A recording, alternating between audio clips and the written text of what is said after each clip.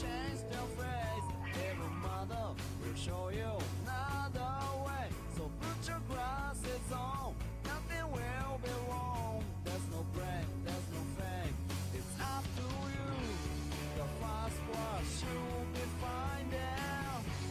Whatever holds you back, I can't get it off. Tell me why, tell me why, tell me what you want. I don't know why, don't know why, don't know what it is. Tell me why, tell me why, tell me what you say. Oh, sorry, guys. Don't know why, too Hey, it's too late. Oh man, such a good fucking song. We see this every week. GG analysis. Hajime no Ippo opening. I don't know what the fuck that is. It looks like I'm gonna guess like a boxer manga or something to a, maybe it's an anime as well. I don't know. But of course, and then a Hobbit clip too. Best of Azog the Defiler. Oh, dude, I love that, bro. Great clip channel, dude. GG analysis is pretty fucking tight.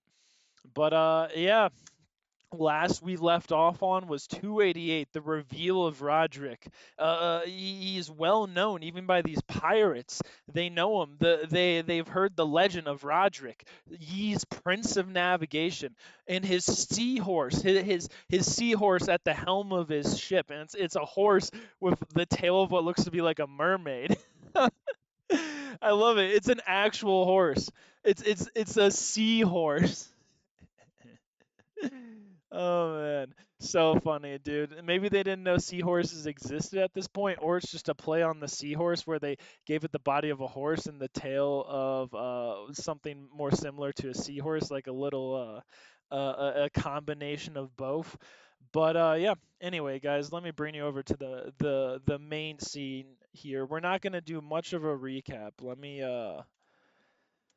get this in full screen for you guys here. Let me get some of the ambience going and whatnot.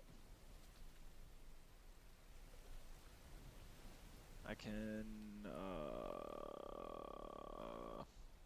Last we left off. So I was listening to some Buck Bumble before we started here. Oh wait, shit. Oh, oh my lord. Give me 1 second, guys. Sorry, I didn't even have my like some of my stuff activated. Anyway, I just had to get my fucking. Well, it doesn't matter. Oh no, I don't want to do that.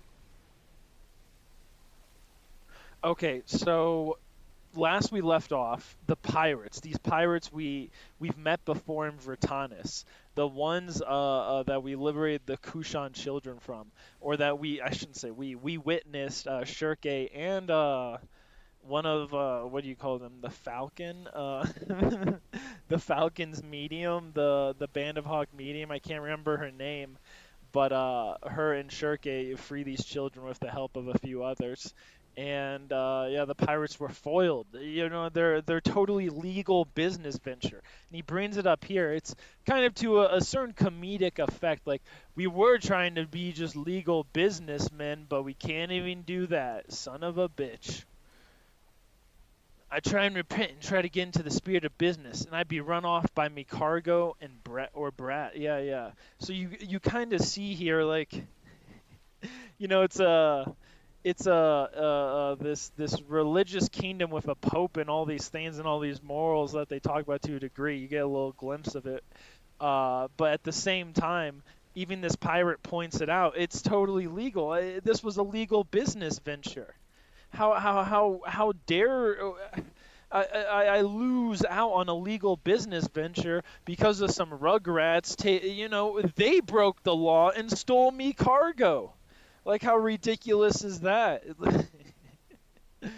But of course, it's the Kushan war prisoner enemies. So you're allowed to. He has a what do you call them? A license. He has a license to do this. He's not technically part of the military. He is a privateer by the seas. They're called privateers. Much more common way back in the what would you say, like the 16, 1700s era when England was ruled by a new, there were Stuarts and there were something else. There were two families, and it was like Stuart and James, King Stuart and King James. I can't remember if I'm getting them correctly or not, honestly, you'd have to look it up. But a lot of the privateers of back then, a lot of the turned pirates had an allegiance to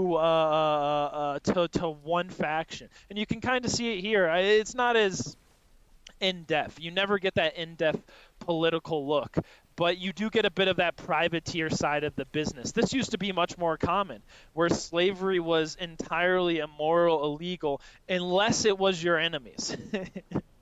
Then you could do it. And you see it even in this case with a country such as, what they call a pope, so you have to assume they have some sort of just base Catholic beliefs. And Catholicism usually teaches well, I guess you can interpret it how you want, so you never know.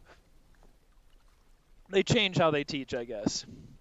But or what morals they want to draw from it. But yeah, conveniently, usually if it's your enemy of war, especially a religious one, it was legal. But in this case, in the English case, it was, well, no, it was probably religious too, because if you're looking at this time of English history, you have to imagine there's this bit of a tear between Protestantism, different sects of Protestantism. The Church of England itself, I believe, is called Anglicanism or something like that.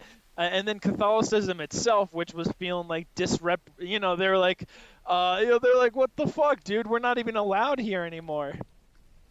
But yeah, I could ramble. I don't know. You could ramble about this history forever. So there's always so many factors to privateers. Some of them do it for religious reasons. Some of them do it for the money. Some of them do it for the kingdom, for their glorious king who was ousted. And now we have this dastardly steward in charge who took away all of our licenses. I. Anyway, I don't know. Very fascinating. None of that's really expanded on here, but I just kind of am thinking about it. I read a few books about privateers. It's a very fascinating history. They all wanted to steal shit. Yeah, that's true. That doesn't hurt, dude. That doesn't hurt.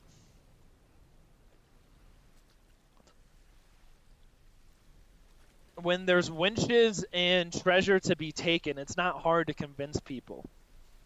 And this goes all the way. Oh, okay. No, now we're going back to the 900s. If I continue on this ramble, we're going back to the 900s. Let's not do that. This is Berserk. It's not that crazy. uh, uh, but anyway, I love this dude. He's like, don't be calling me captain. I am the boss, 'cause we run an industry. I love it, dude. I love this so much. This captain is hilarious, dude. He's so fucking funny. Anyway, Roderick. I can't grumble at that. True. Yeah. And a lot of people have done that through the histories, the Mongolians. I mean, what I was going to go back to, what I was going to talk about for a second, how complex privateering truly can be, is it's not just, a bunch of fighters on a ship. There's also seamstresses. Some people, every once in a while, they bring the family on board, bro, or they have their son serve with them. These people are connected by blood or by familial relations or all this random shit. And then now you're serving on this ship, and you might watch them get absolutely annihilated. Because going back to the 900s, we're talking about stealing a new way of life. When the Scandinavians, when the Vikings showed up in England, a lot of them just were trying to escape trouble in Scandinavia, political trouble there. But they, they were labeled as raiders and pirates, even though they were just they just found a new island, and it turned out a bunch of other fellows already lived there. Anyway, I don't know. The Viking raids of the 900s, 800s, and 700s, that like 300-year period that led to federalization. And if you're wondering, that's probably not the actual term, but I'm just American, so I think of it as federal. Federalization is essentially, because of all these raids over all these centuries, the churches used to just have all their gold spread out. The lords would just have all their shit spread out. So when they're in one place or this place, they had a little bank they could deal in. But after that, they started building up massive encampments on hills, massive castles, and they started to hoard all the wealth in one location after these raids, and it's never changed since. That this is the start of essentially an aspect of the modern era, how we finance to this day, is because of the Viking raids. Like I said, some of those raids are just people trying to find new homes, and they were labeled Vikings. But some of those raids were also, fellas looking for gold and winches, dude. I mean, some of my ancestors were part of that. That's the funniest fucking part, because my dad's really into that DNA shit, and he's retired, so he just looks into the history. And what is it? Oh, it's yeah, you have a bunch of Scandinavian on my side. I'm like, oh, okay. And he explained by the history of it when he talked to some people about it. I guess it's supposed to mean from Scandinavia to England to the Netherlands. And it lines up perfectly with like a 200-year period of turmoil during the Viking raids, where people were leaving Scandinavia. They'd either hit England first and then end up in the Netherlands, or just end up like in the Netherlands, that whole area, like Northern Europe. But very fascinating history. I learned most of this from Dan Carlin. I mean, you guys know I work for the Parks Department, so most days I'm just on my own doing some random bullshit out in the woods, or with someone else. We're doing our own shit with power tools. So just put the downloaded Dan Carlin one in. I'd recommend Twilight of Ahir if any of this sounds fascinating to you. There's 2 parts right now. They're both about 4 or 5 hours. That's why I can do it at work. If you're at home, they're pretty fucking long. But yeah, I don't know. He's a great historian. I know he doesn't call himself that, but let's say a great storyteller, to say the least. A well-researched storyteller. So yeah. Anyway. Back to Berserk. Doing a TED Talk. Well, these are my only headphones. I broke my other ones. And these are my headphones I got when I worked at that law firm in Seattle. Oh shit, I can hear my dog barking. Let me go pull him in real quick.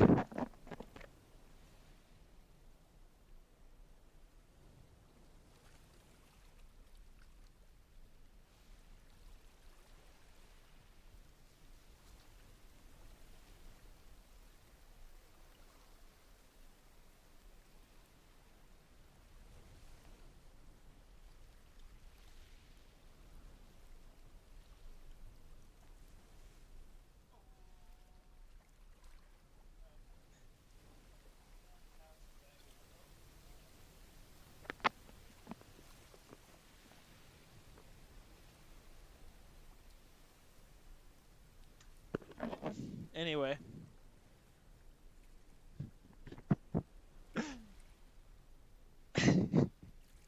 How do I break the nice ones? I can't remember. Yeah, I don't. I was probably like running or something with them on, and I fell. Oh. But yeah, then I just have these as backup, and they're fine, dude.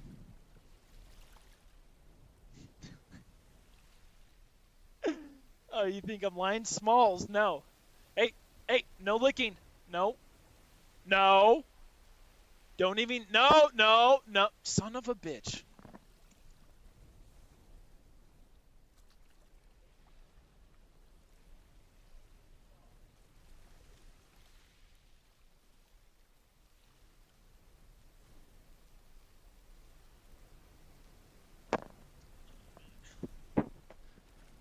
Anyway, so you guys remember what happened. The pirates showed up. They turned from the privateer life back to the pirate life.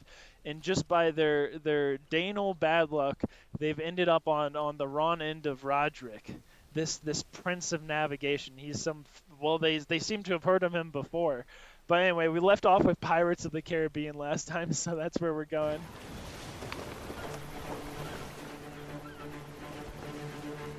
So Roderick, he is just getting started here. They're going to regret going up against the state-of-the-art galleon with their dinky carrack. Whoa, they're hitting them so far away, and the cannons, they're not letting up, and you see all this. We saw last time him take out 2 of the ships, already stopping them in their place with just a few well-placed and well-timed barrages. And it seems the soldiers are well prepared, and well trained, not even scared at all. Ready and battle hardened for anything. And you get a beautiful shot here by Mira. Just, I mean, oh man, bro. On the fucking book, it looks amazing.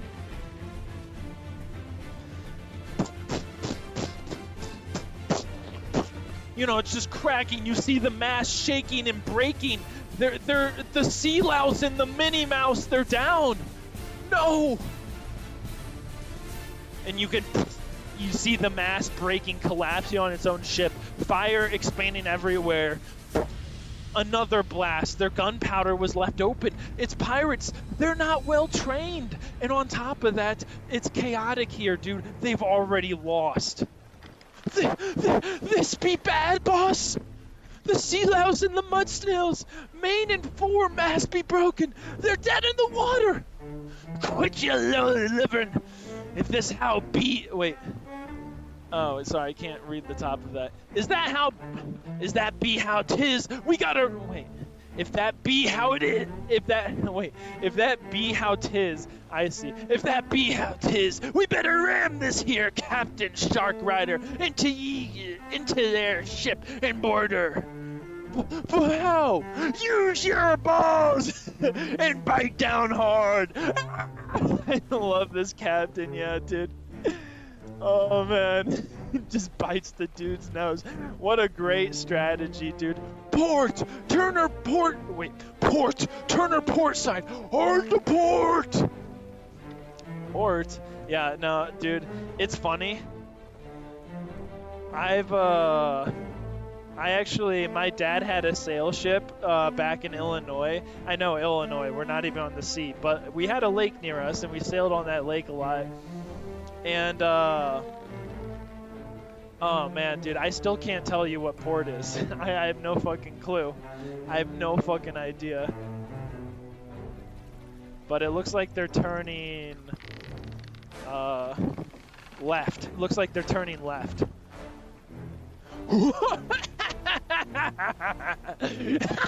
Your ship and sailors and skill mayhaps be first class, but your captain be a swab, if I ever seen one. Ye princess, ye turn in leeward in a sea battle. The one that takes the leeward edge will get the advantage. Oh, takes the windward edge will get the advantage. So essentially, he's sailing into the wind now, while the captain is sailing with the wind. So this guy should totally slow down completely. And now he's the sitting duck, essentially, for the direction he's in. And he'll, you know, because you're so slow, you can't turn fast at all. Hard to port! Chase him with all you got! We can't, boss! We be snagged by the sea loose and the mud snail, and the helm won't budge. Oh, what? And we're covered in smoke, so we can't see him. And he starts thinking in the back of his head, that dog. No way did he plan this. I love how he talks way more simple. He doesn't even talk pirate. That dog. No way did he plan this. Like, he doesn't say tis. Like, like he's even putting on an act himself, dude. He's much more well-educated than these men. Oh, man. Thinking that being windward gives the advantage was quite... Oh, wait. Was quite a big mistake. And you can see Roderick. He already knows, dude. Something's going on in his head. We're seeing Roderick, dude. He's truly playing it up. Avast! Just free us, you damn idiots! I can't see through the smoke, Captain. The sea louse be in her way. On the windward side, the smoke sits in front of your view, and it makes it harder for the enemy to sight you. On the other hand, from the leeward side, the strong flank of the enemy you face rises. The things are going over. They're not hitting the deck. Captain, lower your head, please. It's hard to shoot at a deck full of moving sailors. However, from upwind, the enemy's deck becomes exposed. Moreover, the labor involved in loading shot into the cannons one by one is reduced. Why is it reduced? Because the weight is helping you. See, the other ship is not shooting high while your ship is shooting high. So you're going to hit their deck while they're going to hit your below deck. And because his below deck is hardened and reinforced, the cannonballs are mostly just going to crash off. On top of that, because of how he's angled now, once you lift it up, it's easier to let the ball just load and roll into the cannon. He's thinking about angles, directions, wind, smoke, everything. He immediately saw his scenario, and he had it all planned out as if he's done this before. Remember, there are people like this in history that have taken down multiple ships on their own, and you wonder how, but they do it because they've been through so many battles, dude. If you say so. I mean, you have to think this is a time when people had to really scrap for their food. They're malnourished compared to homies today. Like me and you could probably lift cannonballs all day, but that's because we've been fed every day. Like, you get what I mean? We don't even have to worry about scurvy, even if we're in the Navy. If you're on a battleship in the Navy, they go pretty hard. Now, a fort in the Midwest, they might they might not give a fuck about your your portions there. But if you're on service, if you're on duty, if you're on tour, they're probably going to give you pretty good portions. It's just, it's just a different time, dude. Cannonball is much heavier. And people are just shorter. I don't know if Kintaro really thought about that, but yeah, I think it was just, nowadays it's just different, dude. We just have more nutrition and whatnot. We're taller and whatnot as well. My balls are heavy. Yes, all things considered, your balls are probably heavier than your ancestors. Yar! Fire away and break through the smoke, lads! Smartly now! Them swabs are straight ahead. The captain pushes through the smoke, reeling himself out, and they look directly forward, and all they see is sea. Not here? Where? Be they? And as they push more and more out of the smoke, you can see now from behind them is Roderick. It's up to you how you take advantage of any situation. Fire! And you can see Isidoro hyped up. Absolutely fucking hyped. Salute. You can see the Puck as the Admiral, dude, giving his salute as they absolutely blast apart the pirate ship they have now turned around and caught up to. The scurvy-livered Bilgrat! When did he get upwind? He's too fast! What turning speed! If you're wondering, the captain was in this smoke. He went directly ahead. And because the smoke was going windward this way, they couldn't see him turn around. And he turned around and snuck up behind them. Even though their cannons aren't in place, his cannons are in full place. At best, they get a few grape shots off. What is that ship? A monster? Starboard guns, prepare to fire! We won't make it! No, yeah, they're cooked. Oh man, yeah, I wish I had like the football marker, dude. Where's my football marker at? Boss! You see the deck. The deck is absolutely fucking mogged. Oh my god. She can't go any further. We'll be sent to Davy Jones at this rate. We shouldn't have started a fight with that ship. He's maritime prince after all. You're one to talk. Curse ye hides, making me the fool.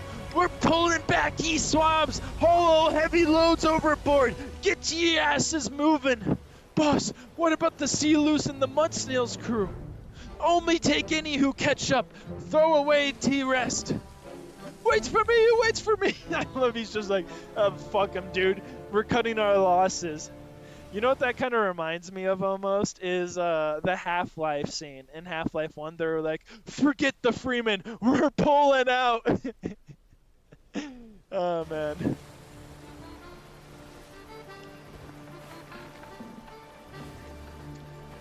Ye's maritime prince, I'll not forget ye.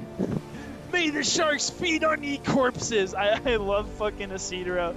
Dude, smacking.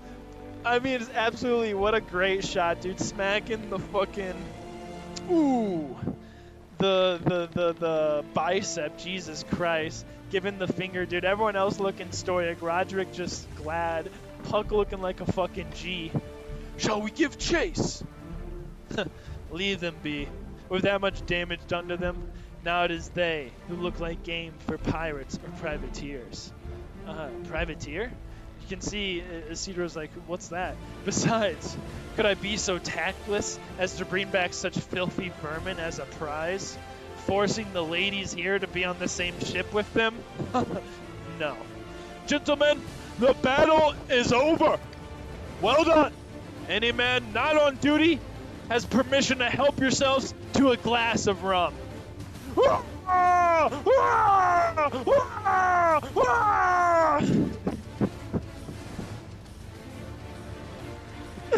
An absolute fucking beast, dude.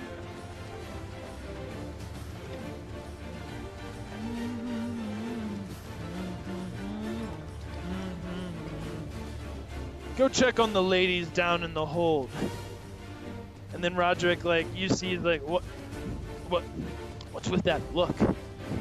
And Isidro's like, so you weren't just some gentle lady killer. No, Roderick's the real deal, dude. He's an absolute G. 3-on-1 and he takes them all out. Not just with a good crew, not just with a great ship, but with an absolute genius of a tactician. A team that backed him up relentlessly. From the bottom cannon loaders to the top navigators and crewmen. God, fucking love it, dude. Roderick's a G. Where was Ryan? Shut up. Oh, man. It seems the cannon fire has stopped. How is Guts' condition? How is Guts' condition? How's Guts? It's so hard to say that. Guts' condition. His fever has risen again. It's because of his burn scars. He can't sweat it out. He looks like he's suffering, as if he were having a bad dream or something. Oh God. That's the feeling I get. Master, is there no way to use the magic arts to cleanse bad dreams away? Well, you can, but Guts' collapse was quite severe. I rather think... give me 1 second here.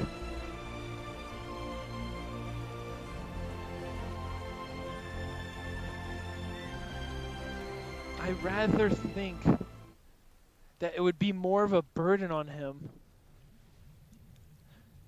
A burden on him to do so. I think for now, all we can do...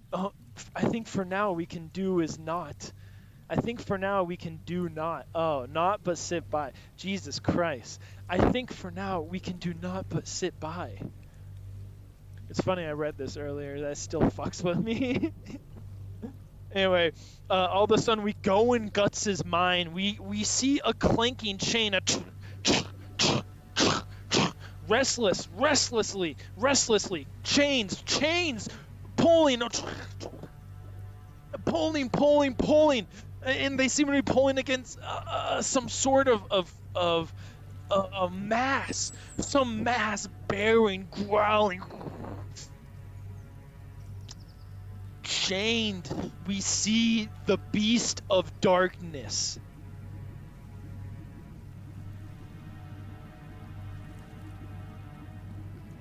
God, I love this shot, dude. In the book, it's like the illumination is so well done. I actually don't know how he does it so good. With just like the one light, he's able to fucking do it all, dude.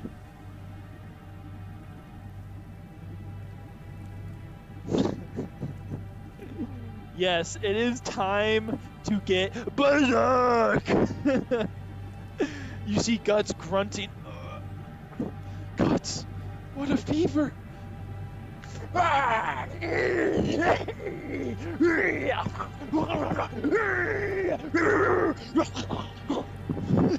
dog, god damn it. Just looking at me like, what the fuck, dude? Oh god. With such a yoke, don't think you can keep me in chains.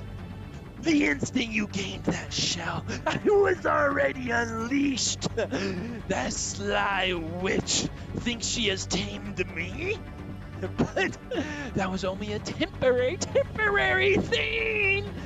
New comrades, new people you should protect. A warm light. Very well. For now, throw yourself upon such a frail tether. However, the longer they entwine themselves around one, as close beside you as I, the more they expose themselves to the land of the dead. And then one day, they will be crushed and ripped apart. Almost like that one time. Cherish them well, so that you will suffer their loss once again.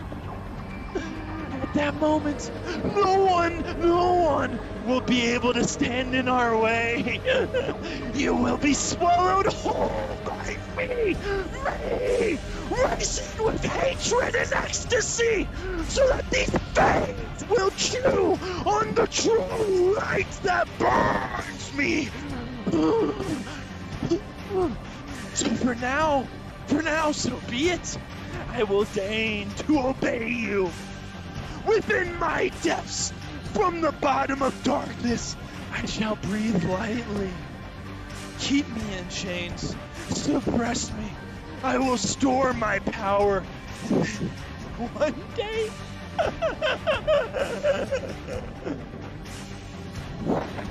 And we go back, dude. Yes, the light is the hawk. The light is... yeah. The light that burns me. Yeah, it's the hawk, dude.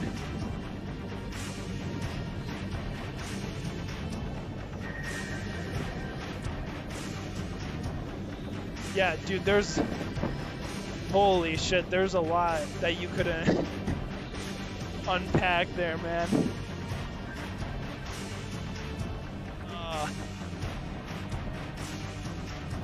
I mean, what even is the beast? Is the beast an embodiment of guts? Is it his fear and his anger, every emotion he tries to suppress in order to keep a calm visage? I don't know. There's so much to it, dude. There's like he's trying to keep his anger in line against the hawk, but at the same time he has this inner voice telling him, no, there will be a day, you know it as well as I, and it's almost a self-fulfilling prophecy. Anyway, it terrifies Guts. That dream terrifies him, and he wakes up.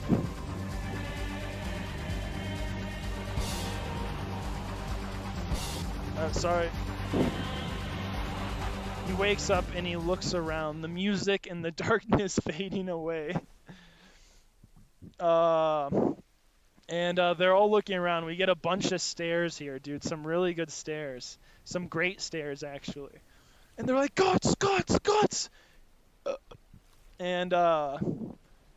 He came too. No, hide down. And you see Guts is like absolutely frozen, dude. Isarella is thrown off of him. Shirky's like, no.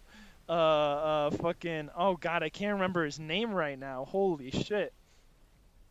Oh god. Oh my, dude. That's so embarrassing. No, oh my god.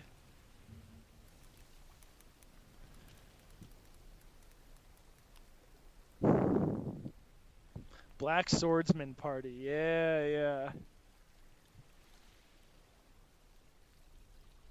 Man, I remember Isidro so well, but somehow I don't remember. I mean, Farnese. Where the fuck is his name? Serpico. Serpico. God damn, dude. Serpico. That's it. Jesus. But yeah. Are you okay? You had quite the nightmare there. Hey. Guts? What happened? I can't remember. So the dream's already disappeared from his brain. He doesn't remember at all. He just has that overwhelming, like, probably the fear and anxiety of the dream itself, that absolute terror of it, still in his mind. The feeling, but not the reason why he has the feeling. But all of a sudden you hear it opens up. Woohoo! We won, damn! Oh, wait. We won! Damn, we won! A great victory! Holy shit, it was awesome! These ship battles! The cannons were like, boom, boom, boom, firing all over! And the insides of my ears went, woo! And I can't hear anything at all! What you say? You see Puck, too. And they're all like, God fucking damn it, dude. I love how Magnifico, Farnese, dude, this is so funny. Farnese's full-blooded brother and her half-brother. Dude, 3 of the siblings are all here in this room. I mean, Farnese's, Serpico must know that he's brothers with Magnifico, too. Though I guess he feels no attachment, really, to him. It's just kind of funny, dude, to think about, but there's so many of the Van de Meons here right on one boat. Some very important cargo here. They got a great captain, bro. Hey, Guts, how you doing, bro? Cedar is such a fella. Wide awake now, thanks to you. What? What'd you say? Get away from there. It's dark in here. And, oh, Guts. Oh, he's the edgy one. And what do you mean by chaos theory? I'm kind of curious. Are you talking about, yeah, maybe you'll explain yourself. I have no fucking clue. But, anyway, so we get up, to the ship here, and everyone's celebrating. They're really enjoying themselves. And it's like, oh shit, runs. Fuck it, dude. I mean, this wasn't supposed to be the one we play, but we'll just play it.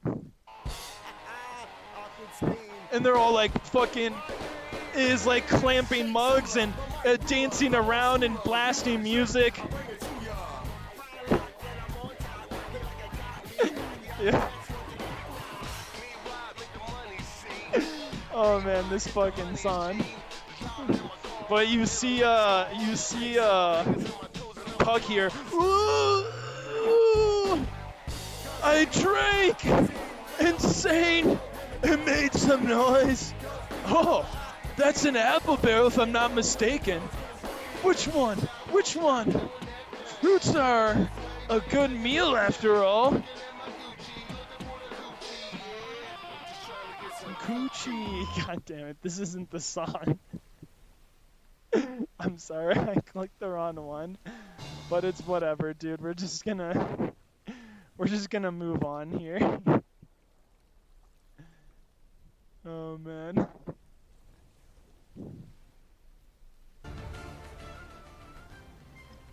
But anyway, wow. You look pretty haggard there, friend. Thanks for your concern. What are you getting all formal on me for? What did you want to talk about? I overheard some things from the sailors. They said that the destination of those people, Skellig Island, is actually what the sailors know as the legendary Elf Island. That's true, right? Looks like it. Legend has it that there was some great elf king on that island or something. It is no mere legend. I am a tradesman. Unlike sailors, we can't afford to swallow descriptions of every superstition out there. But this time, it's different. What song was that? Oh, it's the Aqua Teen Hunger Force theme remix by Schooly D. Yeah, he has a Scully D remix, and then he remixed it with some guitars as well. But yeah, Aqua Team theme remix by Scully D. So, but this time it's different because we have living proof riding with us right here on the ship. Moreover, there are two of them. so, what in the world are you trying to say? I want to borrow your strength, the military power of both you and your ship. We're going to conquer them. The legendary Elf Island. Conquer.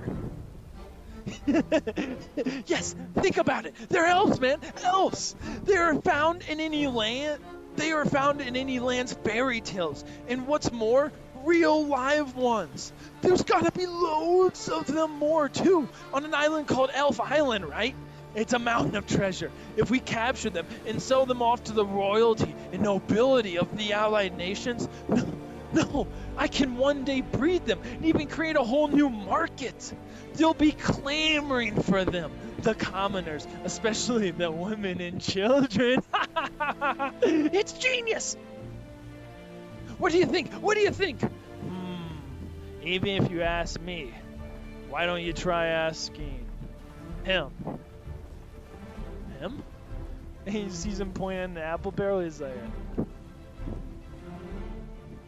alright.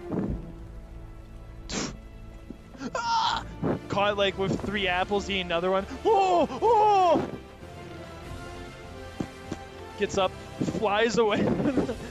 I'm pretty sure, I don't know exactly what this is, but I'm pretty sure this is one of the fucking, I don't know what you would call it, one of the directors of the manga here. I guess this is what she looked like. There has to be some sort of inside joke in the studio here. But anyway, wait! I'll make a deal with you! Keen! Don't you want to be the elf Keen? You see Puck look back.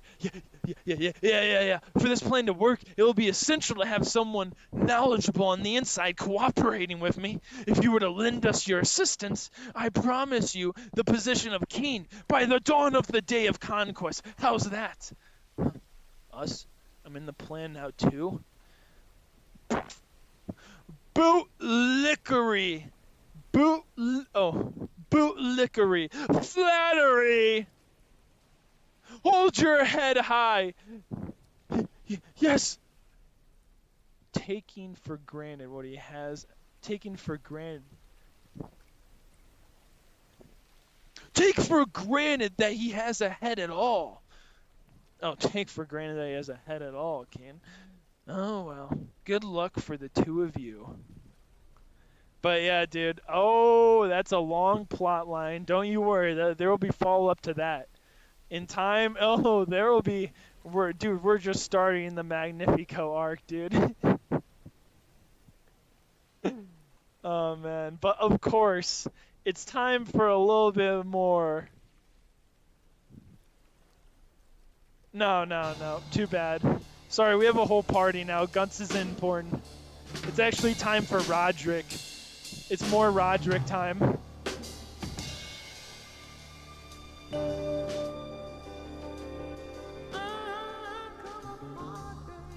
Shoes. Looks up.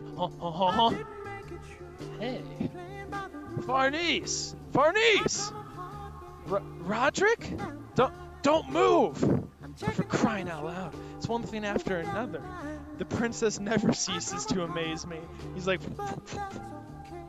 And Serpico's just watching like... Damn, dude. Bro's about to lay pipe up there, bro. Oh, a Cedaro. Oh, dude, maybe later. You get the ultimate boatsman right now. You've quite the nerve to come up here. I'm sorry. Was I being a bother? Nah, it's not like that. What's up? Did you need to sober up a bit? And she is just like, whew, it's kind of windy up here. And he puts his jacket. What a fucking pro. Always got the heavy jacket ready. Thanks. Today I was soaring higher than the top of this mast using the magical arts. From far above the skies, I looked down upon the ship in the sea. And Roger's like, whoa, okay. Sounds pretty sick, dude.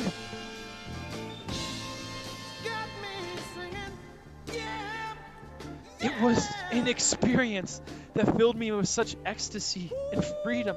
It was frightening. It was as if the freedom were melting into the seas and the skies. I could go anywhere, become anything. I was filled with that omnipotent feeling. But the moment flew by. And when I returned to the real world, I thought that in the end, I was nothing but a small grain of existence, floating on the seas I saw above.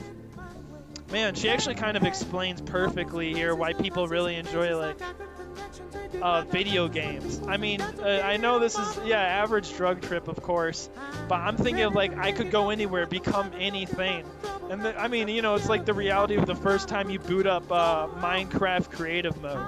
And you're like, oh, whoa! Like, just flying around, that omnipotent feeling.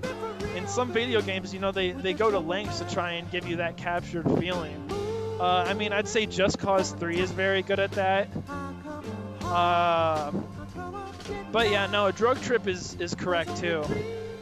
As someone who very much enjoys his light and his hard psychedelics, I can tell you, yeah, that definitely you could this class, average drug trip, as some people would say, or specifically Hayden. No, rather, I have not been useful at all. I can't even heal that person like Master can. Man, I'm jealous. The perks of being injured. But that's not true at all.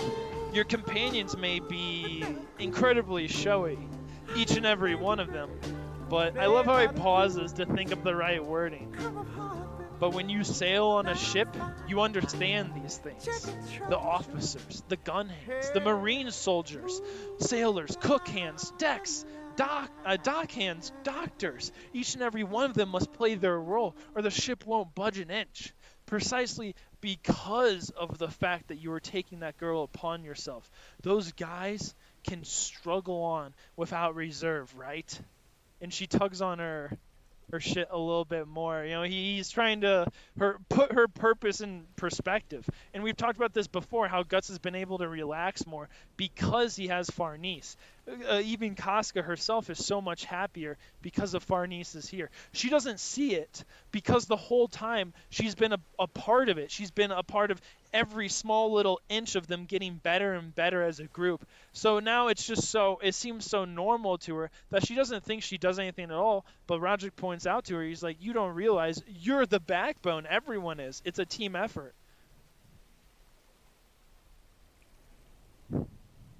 In that sense, wouldn't you be the most appreciated member? To that general, Guts at least. After all, you're caring for the most important person in his life. After all. Sorry, I couldn't help but laugh. I fucking slurred that. After all, you're caring for the most important person in his life. And then a second later, Roger again has like, what? Oh, shit. Maybe that was... was that maybe not a comforting thing to say? And she's like, thanks. You're right. I'm sure. And he's like, God damn it. One step forward, dude. 15 steps back with Farnese here. And you can see, we in the chapter, Cedro, drunk out of his mind. He may be a kid, bro, but you know they gave him a beer anyway, dude. Let the brother just survive a fight. Might as well give him a beer to celebrate. Everyone's passed out. Most people are sleeping, unless you're on duty right now. Serpico's just watching over Farnese from below. Casca's sleeping. Shirke's out. Well, we don't see Guts, but we do see Puck and Magnifico. And it ends... Oh, it does end with Guts. He's watching over Shirke. And we get probably I would say one of the most iconic. Oh my lord, one of the most iconic Guts panels. For like meditation music.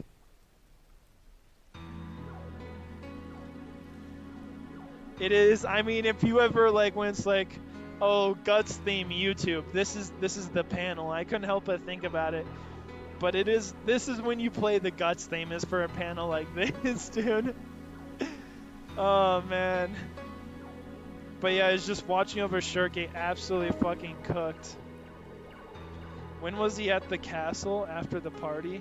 When they all got drunk?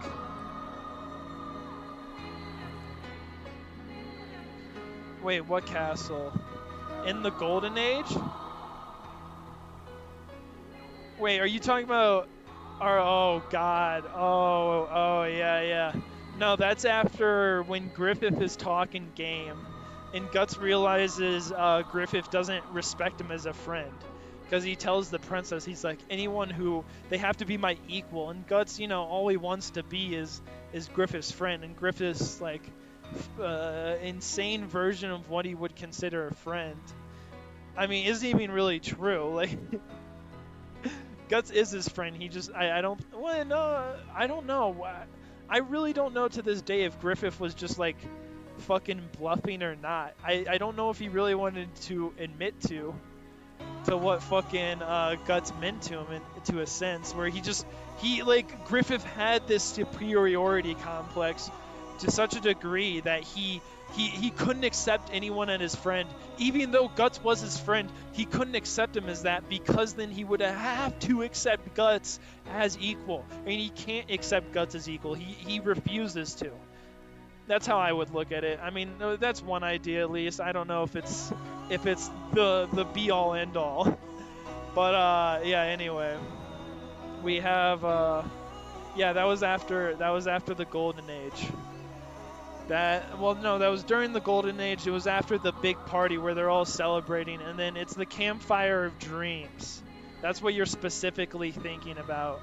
Yeah, the Campfire of Dreams is, I mean, that's, holy shit. Yeah, that's a golden section, dude.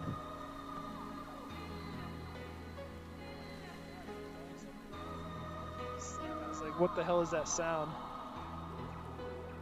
But yeah, no, the writing in that is like it's unstoppable, dude. It's like, this is when the translators got it exactly correct, dude. Mira made sure that the translators, no matter what, get like, like things like this correct no matter what. And then like, you were like, a great victory. I'm like, huh. I don't know. They probably just did the best they could. I don't know if some of these jokes probably don't directly translate either. Like, I mean, flattery, bootlickery feel pretty good, pretty spot on. But you get what I mean. There's sometimes where you're like, I don't know. That's a little weird in translation. But yeah, we're gonna fucking move over here. And well, we're gonna do a long Berserk stream today. We're gonna be doing a long one, dude. So that was the first section. That's the boat. So we're cutting away from the boat now, from the main Guts' main D&D party, and we're gonna be picking up in in Bloodborne here. Yeah. It's about to get pretty Berserk. Anyway, we got crows.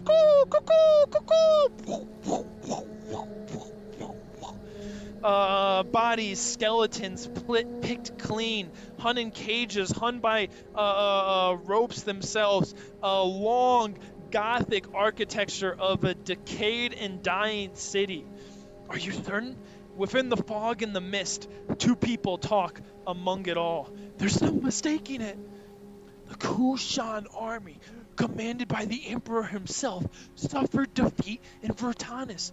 The ones who beat them back, they were the Band of the Hawk. The men all gasp, look around. The Band of the Hawk? Is that true? They all look so fucking scraggly. The Holy Vatican's allied army was on the brink of destruction at Vertanis, besieged by the Emperor's army of 200,000.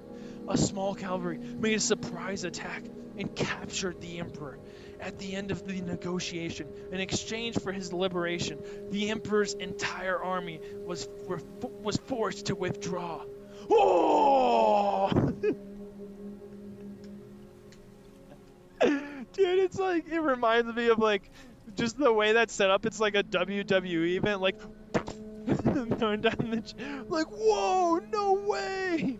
Oh my god! Anyway, the Holy Vatican's allied army. Oh wait, 200,000 enemies? I can't believe it! Well, actually, if it was that legendary band of the Hawk, if this is the truth, then that Hawk was. That's right. I believed. No, I knew from the very beginning. You guys recognize this fella, dude? You guys recognize this fella? You can easily tell by the lips. Those big, fat, wet lips. It's Minister Foss! There is no way a man like that would be destroyed. He was definitely going to return. The payoff, dude. This motherfucker, bro. He is an absolute fucking, he did a 180, bro. A Griffin loyalist now. Dude, one stare down and he absolutely switched sides. And he can see it in his mind's eye, the other minister as well, thinking back, this lord thinking back to when he saw that cavalryman. Prepare yourself for the storm the Hawk will bring. Yes, while I was astonished when I heard this information, I felt it from somewhere in my heart as well. This was inevitable. Moreover, there is one more important piece of information. Her Highness, the Queen, Charlotte, of whom we've heard no news since the day that mysterious chaos befell Windham Castle, is now under the protection of the Band of the Hawk. The Lady Charlotte is alive! Her Majesty! Is that Clint Eastwood? It's a specific lord, but I like the idea that he's designed on Clint Eastwood. That's actually that's a great theory, dude. I've never seen that before, that he's actually Clint Eastwood. Her Majesty the Queen is safe. The blood of the Midland royal dynasty still lives! And with it, our country! I love Foss's face. Just all of it coming together. He never opens his eyes. He just takes it all in like, yes, yes. The White Hawk again doing such great deeds. The citizens of the Midland capital are already leaping to action at the receipt of this news.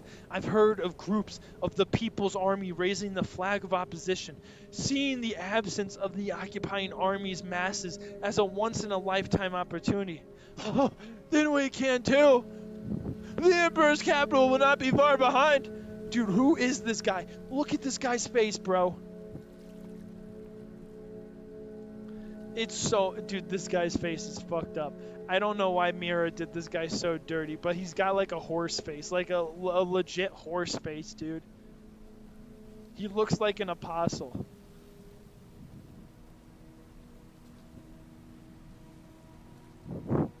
Is it a representative of the party?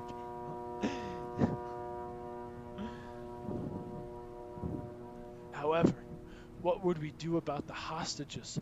All the women from throughout Midland who were taken into captivity in the Windham Castle. Yeah, they're done, dude. Yeah, I'd call that, I'd wrap my hands right now on that, dude. I wouldn't really call them hostages anymore. In this universe, bro, they probably birthed like 50 million apostles and they called it a day. We've already seen what the Emperor of Kushan, we already know what he is. He knows the apostles. He was one of them. He rebelled. He rebelled, dude. What do you think he's doing? Oh, yeah, no, those ladies are just chilling.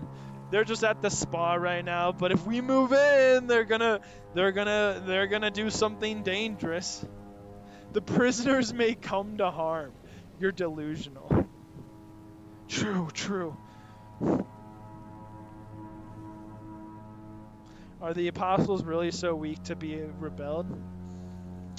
I don't know, are they? Yeah. Yeah, see, they're reporting here that they made a deal. They withdrew their army and the emperor was able to leave, but why would Griffith care? He can just kill the emperor right there and just absolutely annihilate all these people, all these Kushan around him. If he just lifted the emperor up in the air, I mean, the emperor couldn't do anything. He was immediately bested.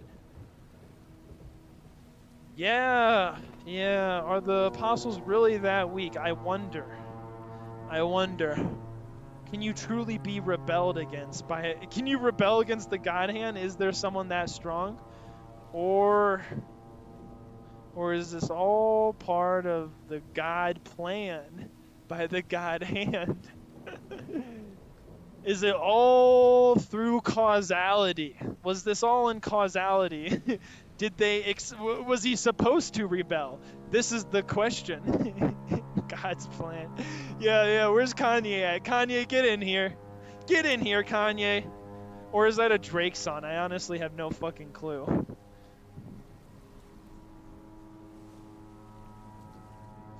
Dude, that's a dude.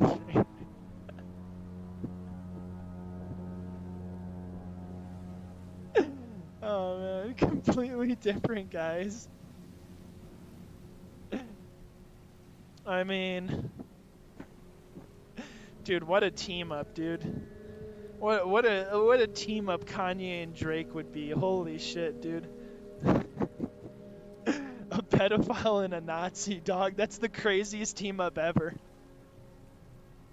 Bro, that's insane. Oh man. Lord Foss, excuse me, the children. They did do a song together with MM as well. Oh, dude, nice. So,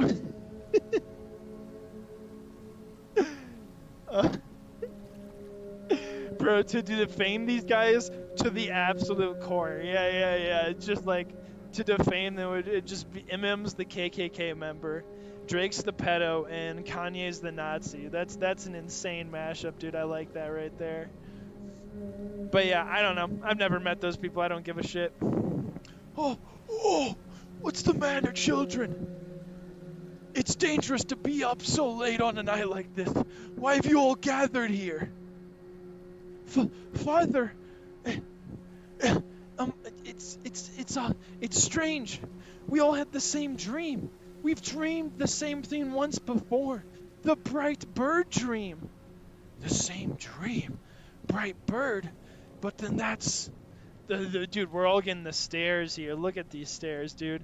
NPC stares, but wide-eyed nonetheless. Even Foss, dude. We have the Foss stare. On a night when you can't see the moon, the mist will clear... the mist will clear away the town. From the town. And when that happens, the Kushan soldiers and monsters...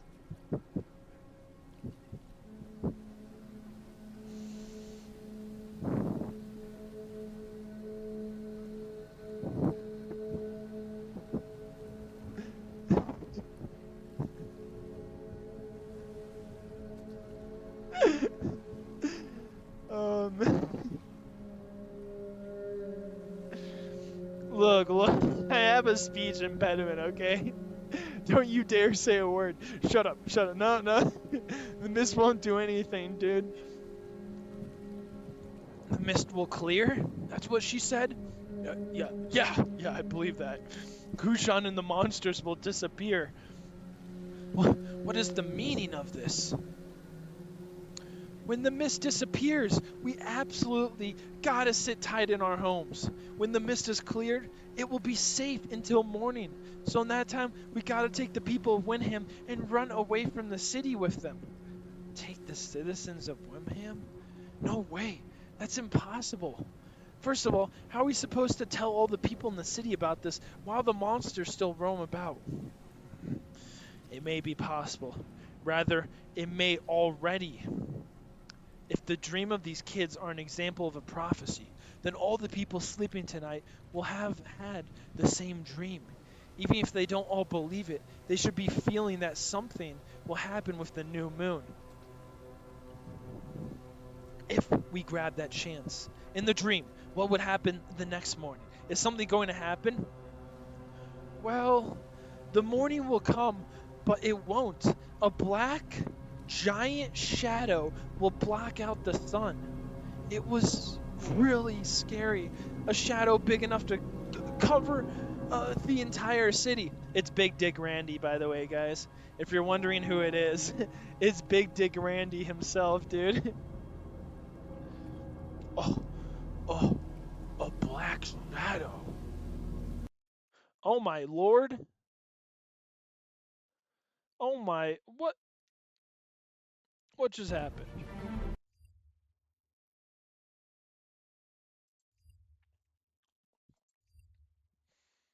Opera crashed. Nice. Alright, let me, damn, dude. Big Dick Randy really has that much power.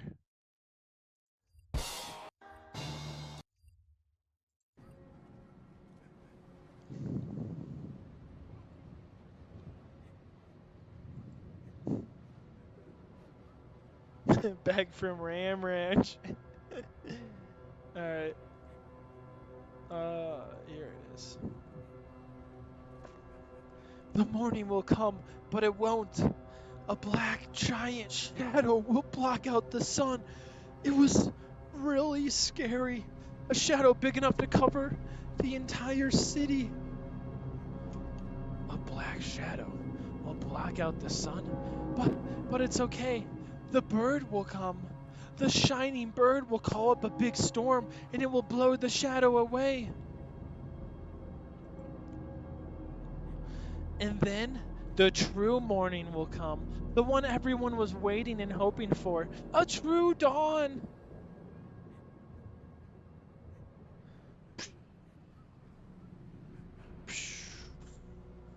And the night goes by, foggy and misty, undercast, then clear at 2 a.m., then by dawn, clouds again.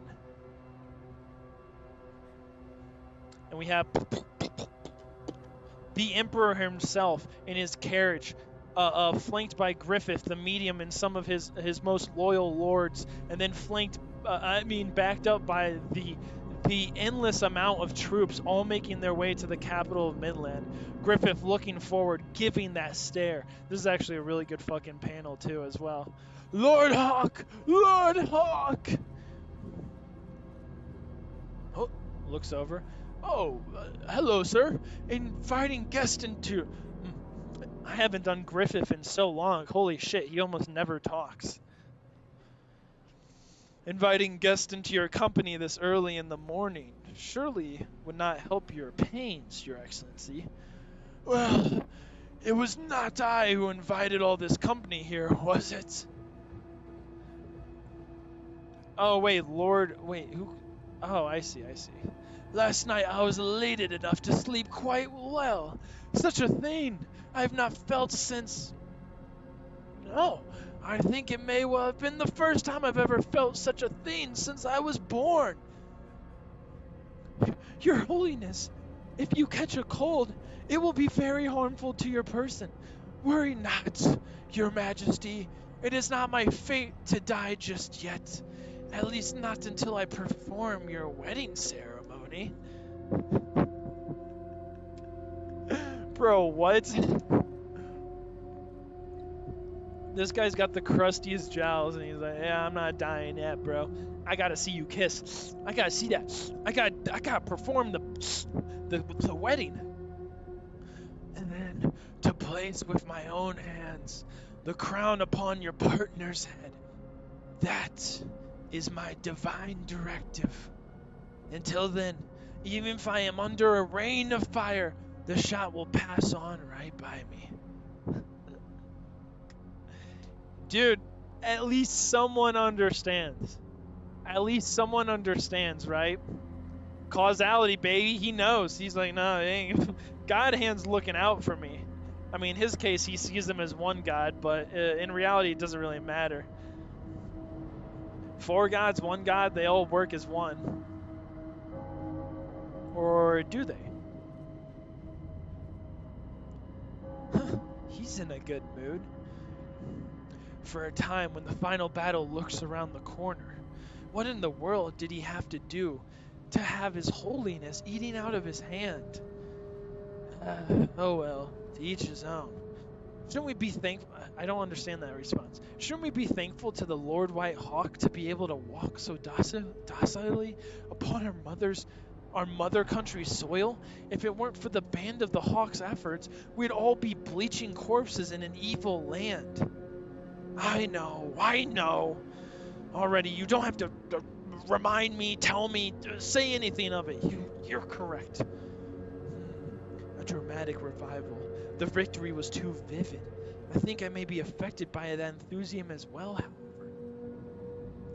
I see now that image is engraved into my mind, unique and convincing. It's hilarious, dude. It's all a psychic act. You guys are being gaslit by the median and all this nonsense, his psychic power around you. You're all, by his aura alone, you're all becoming simps to him. Anyway, you can see the medium bored as all hell, writing, could care less, just wants to end her writing for the day. Rides up next to Griffith, puts his cape, starts messing with it, puts it around, and ends up looking like a Kushan lady. Griffith looks back, gives it a little look. She turns around. What the hell is she doing? Kushan imitation. Lord Mule's just like, I do not understand her at all. I mean, it's clearly she just wants attention, bro. She's just a kid, and she looks up to Griffith. She just wants some attention. She's a lot like Shirke. A lot like Shirke. Yeah, no, he is just like, what the fuck? In the most noble way possible. And he was like, regardless, I expected the combined forces of all the Vatican to scramble and throw together a large army. But if you combine all the cavalry and infantry from all the lands here, there are at most a few thousand.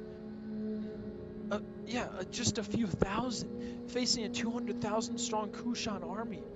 Are you feeling... Oh, all of a sudden he hears, are you feeling put off? Oh, it's not that. No one would invest so much effort into this valley without there being a prospect of a decent return in their dividends. Is that cars? The role of such people is to watch the situation to its close as observers. However, this war is not just my country's, it is also that of all the Allied forces. If they can all submit to Midland's rule, then fine. But even if not, while we are saving time, each land can set to fixing and re-establishing their order. But that's what politics is all about.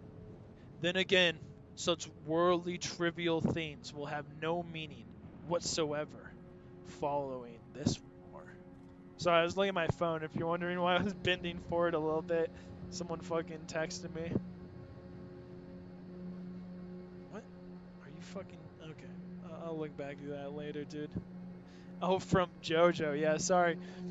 Actually, yeah, that kind of does look like cars. I don't know. I never... I wasn't a big fan of the later stuff with JoJo. Yeah, I liked Hamon, dude. I think they should have stuck with Hamon.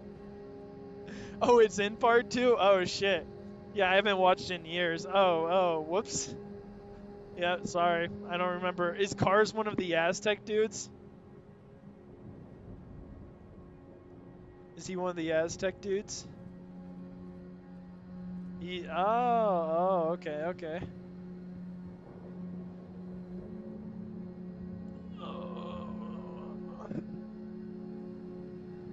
Oh, I see. Yeah, I don't. Okay, cool. Then again, such worldly, trivial things will have no meaning whatsoever following this war. Soon, dawn will come. The true sun will shine on this world. The true sun. Is the true sun Griffith? If that's the case, does that mean the true sun is one of evil? Is one of the worst emotions embodied into a living God? Is that the truth of the world itself? That what does that make humanity then? Are we just all bad then? Are we fighting our nature by being good? I guess you'll have to wait and see. I guess you'll have to wait and see. Your Majesty, please wait, sire. Could you perhaps reconsider what you are doing?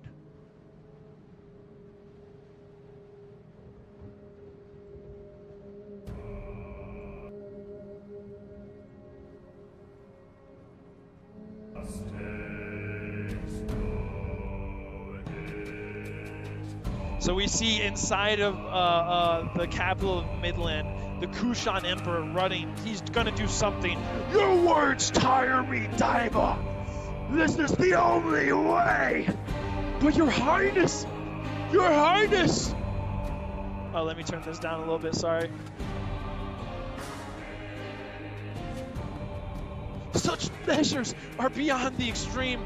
There's no precedent of such a thing. At least try it on a Pishaka to test it first. I have already said there is no other choice. My scar aches.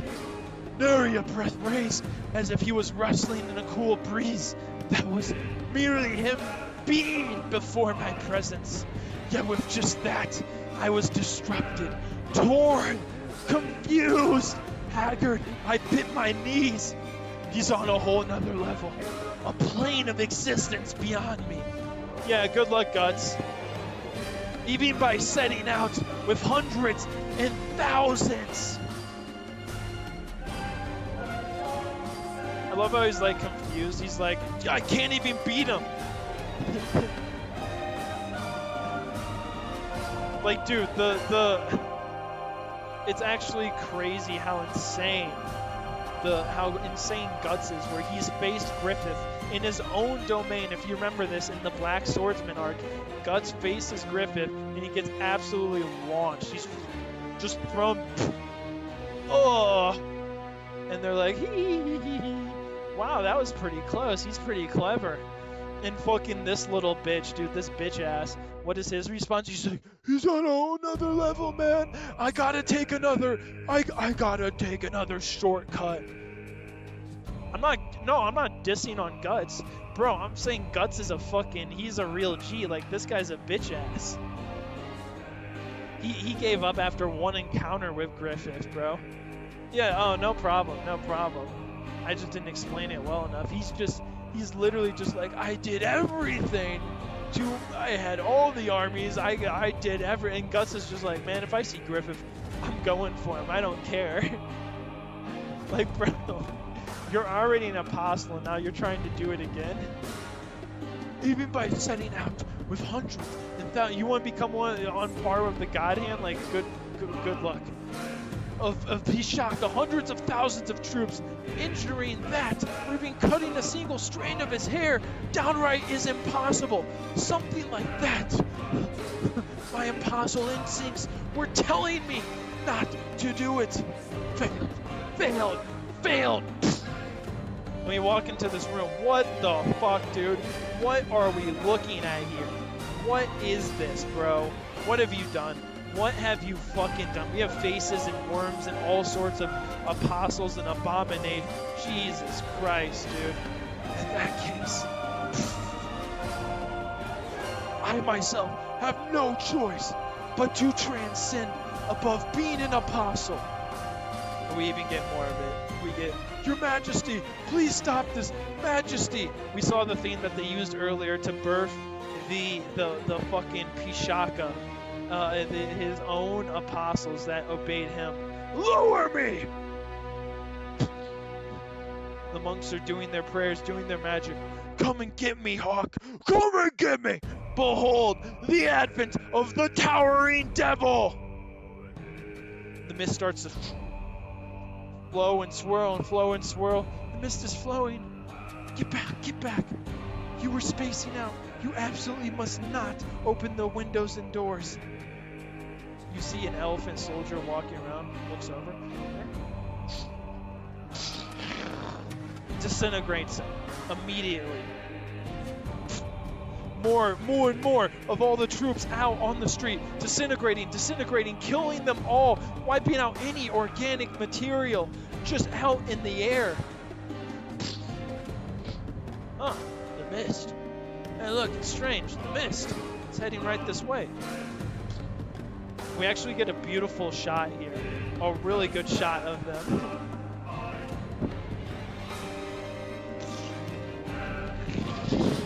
Disintegrating. What happened to your face? And we get it, dude. Even in a stain as brutal as this, as these guys' faces are disintegrating, their eyes being pulled to nothing. What happened to your face? Huh?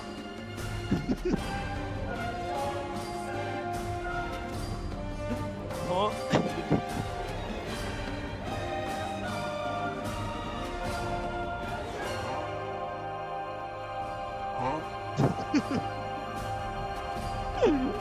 Oh god, I love that sound effect so much, dude. I don't know why. Anyway, all these guys just get disintegrated, everyone eating food. You see all these guys running, cooked, toasted, booked, done for. He can see the mist. He understands, and Dive's like, oh fuck. Puts up the shield. All the monks doing the prayers, they get disintegrated. This shit's gonna blow, bro. This shit's gonna blow. And then it doesn't. It actually starts sucking the mist back in. The mist is being sucked in. No, the life of everything the mist has touched is being devoured. The mist is the Emperor's demonic essence. It is the Emperor himself, one after another, inexhaustibly. It devours whatever flesh and blood it touches. The demonic will is my life's work, the reincarnator. In other words, it is the thing that can also be called a man-made Behelit. Brother, what the fuck were you thinking? A man-made Behelit, bro. It comes from the depths of the spirit realm. Something monumentally ominous. Jesus Christ, bro. What have you done, bro? What have you done?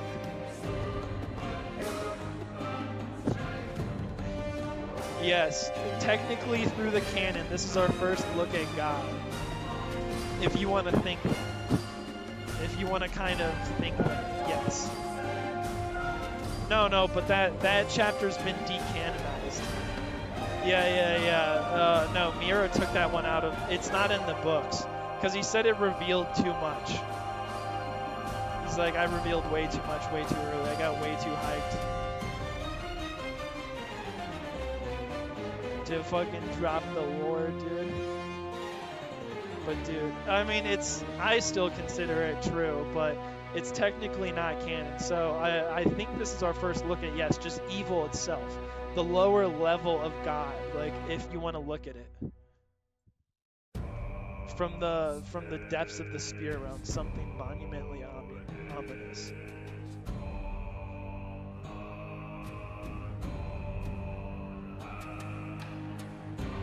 So we have them all sneaking here.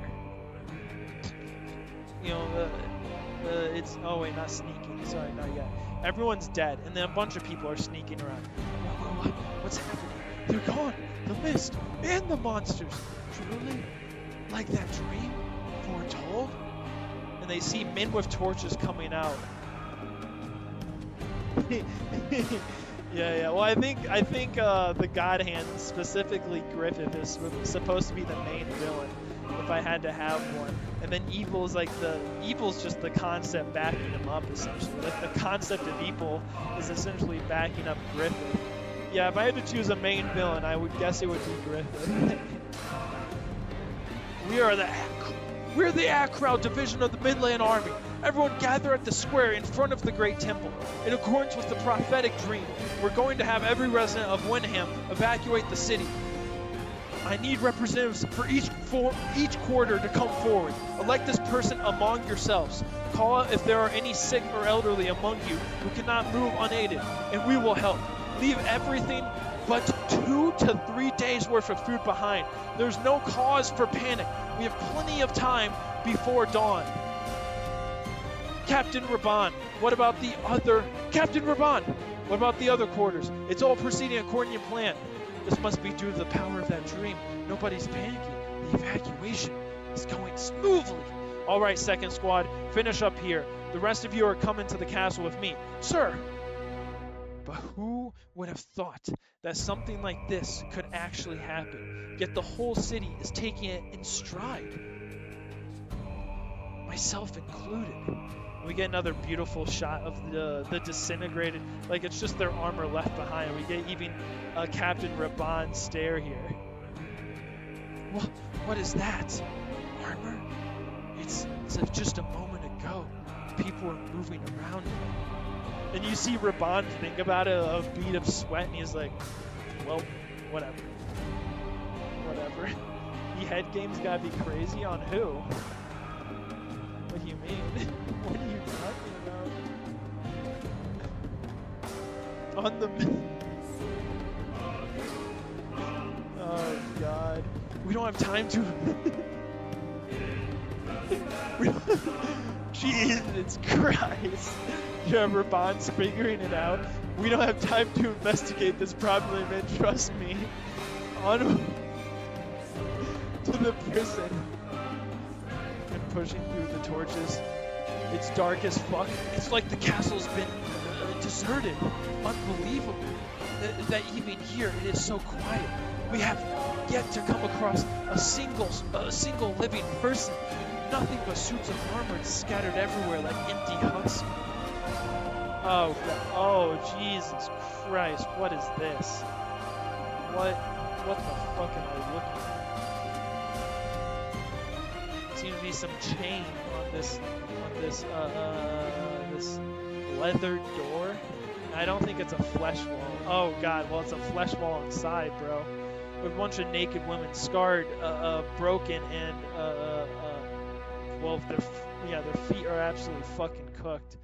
Yeah, I mean, you guys know. You guys already know. We don't have to fucking... We know what the Pishaka were meant to do. They gave birth to boys that were then turned into, like, soldiers. Or boys or girls. It didn't really matter. It's alright. It's alright. You need not be afraid. We've come to rescue you. We are the Midland Army's Arkrau division. Your countrymen. They look terrified. You can see it in their eyes, holding their backs against the wall, not saying a word, just looking on, dead-eyed. They are absolutely terrified. They must have suffered a cruel deal. They came, sis. They really did. Shut up. But it's like in the vision. Even one so young. That's right. You believed in that vision so much. You draped cloth over the iron bars like that, right? So they're really rescuing us. Oh, and their vision. That's why they had the cloth on there, because it stopped the mist. Okay, that makes sense. Yeah, because there's iron bars before. Yes, just like in the dream. The Kushan have disappeared from both the city and the castle. You can relax.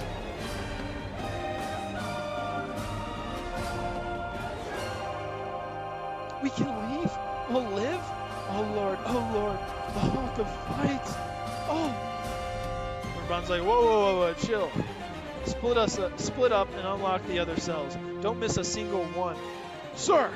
And then, bro, what the fuck? Bro, it's... The prison was the pussy wagon. Oh my God. There's an amazing number of them. Even this massive prison is packed full. The Kushan priests really did round up every woman from all over Midland. This is bad. With all these women, in addition to the citizens of Windham, I'd estimate there are at least a few tens of thousands of us now. I fear that the original plan to use the underground waterways to evacuate the city by morning is no longer viable. He's thinking, he's rubbing his beard. What do I do? He looks back and he says, oh, so that's the Hawk's plan. I see it now. This was also a part of it. Hey, that's them.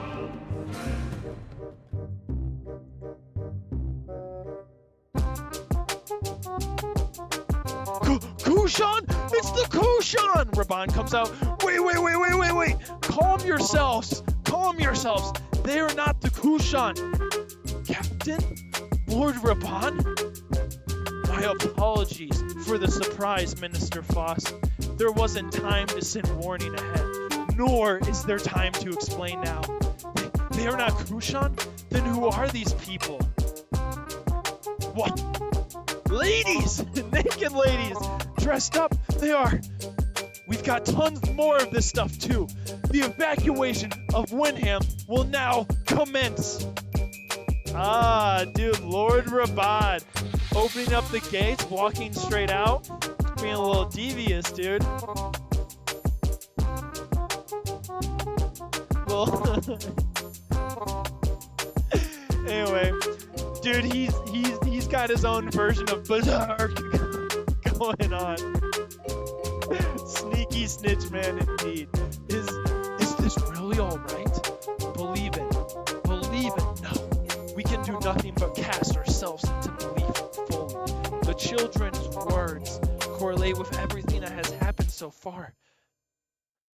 Don't leave the ranks. A veritable prophecy. Just a little further, and we will leave the Kushan garrison behind. And we're rolling up on the Kushan garrison, dude. It's about to get a little Kushani up in here. If we pass that just a little further, and we'll leave the Kushan garrison behind. If we pass that gate, halt! So, clearly the mist didn't go outside the city, as it seems, and the main garrison was planted outside the city. State your division and allegiance. Lord Raban, what is your mission and designation? Why are we stopping? Shh, be quiet. What's wrong? Why aren't you answering? We have no choice but to force our way through. But... Wait! There's been a change. Here's our deployment orders. I'm terribly sorry. Please forgive the slight error, Commander. And he bows his head down to the commander. I am helping you try to play along. He spoke our language? Dude, this guy's got the longest face ever. I love this face. Look how long that face is right there. Great face design, dude. Great facial design, Mira, dude. I gotta just give the big props to that, dude. Give a little chef's kiss, because it is really amazing. He can make every face look fucking distinct. It checks out. That's what you look like, Munch. Here,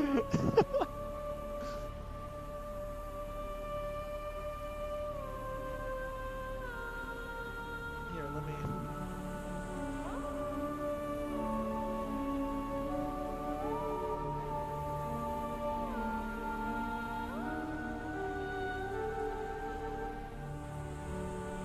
Yeah, I guess that is what I look like. Who knows?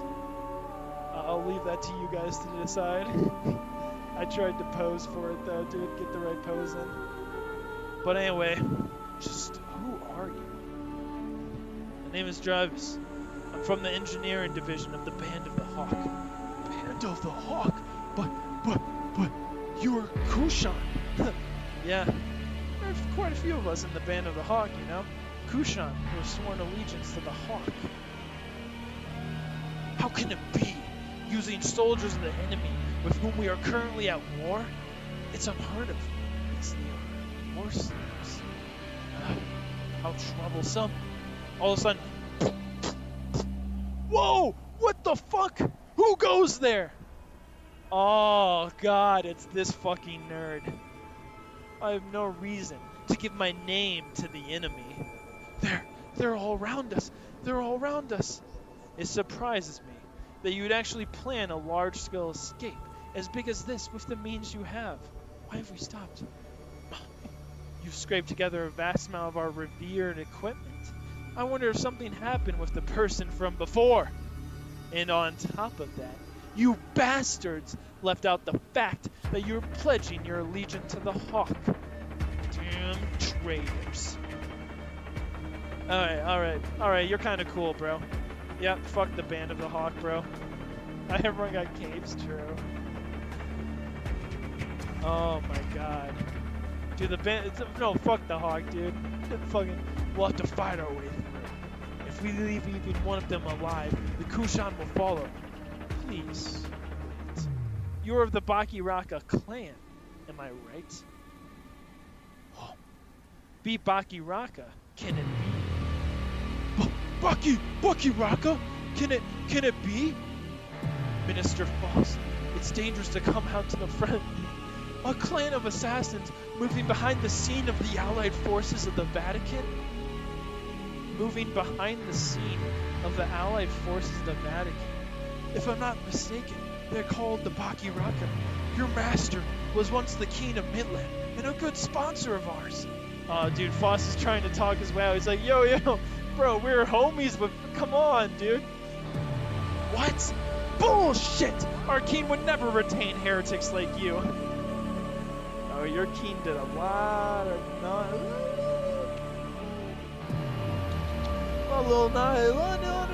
not good stuff, a lot of heretical stuff. The king was up to some very, very naughty shit, dude. Oh my god, bro was on the face of it just incestuous. On the face of it, dude. That was on the... Yeah, that Midland king. That's who they're fighting for. Yeah, that's why it's so funny. Yeah, that's why they're like, oh, the royal line survives. Because the king is literally the embodiment of everyone's obsession about this royal dynasty, this line of the blood. That's why he's so pissed off about Griffith in the first place. To a degree, it's bloodline. It's it's classism. You have to remember that Griffith is just some random bullshit beggar. He started. The king has no problem to raise him up at the end of the day to supreme commander because he saved his kingdom. But to defile his daughter, to defile him, Charlotte had no choice in the matter. He could not. He does not. It could not be otherwise. Like, do you see what I mean here? See what I mean? I'm trying to get in the king's mind.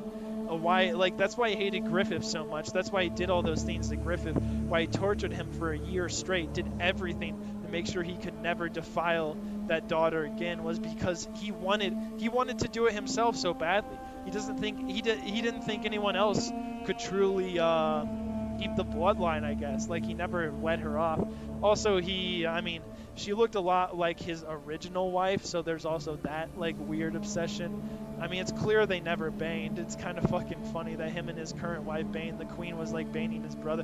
It's actually funny, dude. The king was just, in every avenue, he was just failing, and yet they loved him. They blame the Kushan for the collapse of a kingdom that was barely being held together by this deviant, this, in all respects, heretic. Anyway, each individual Bakiraka is an amazing expert of the killing arts. Don't take them lightly. There are women and children here too. Use your discretion here. I've heard about your bitter history. You were once a clan of war slaves serving a dying king. Driven from your country to these foreign lands, your people survived by selling your outstanding battle skills to the highest bidder. For you, this war is a once-in-a-lifetime opportunity to put a foreign foot in the door of the Kushan forces, which would further your goal of returning to your homeland. Is that what your plans are? You're quite well informed.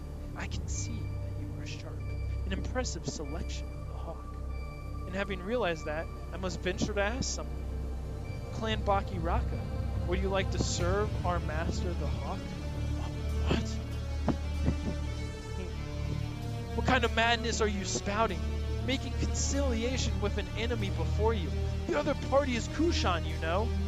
But so are you, for that matter. The Empire is certainly powerful. However, it is an empire of maddening fear. If you seek to reinstate yourselves with the Kushan, does that mean you also dare to aid in tyranny? You would throw away your warrior's pride? Warrior's pride. We've lost such things ages ago. Ever since we've had to disguise ourselves under the heretical doctrine of assassins in this land. As long as our clan survives and finds a land to settle down in, I don't care even if I die nameless, sniveling in the mud. Even if we have to go as far as receiving diabolical charges by siding with the strong. Moreover, someone as quick-witted as you should understand this.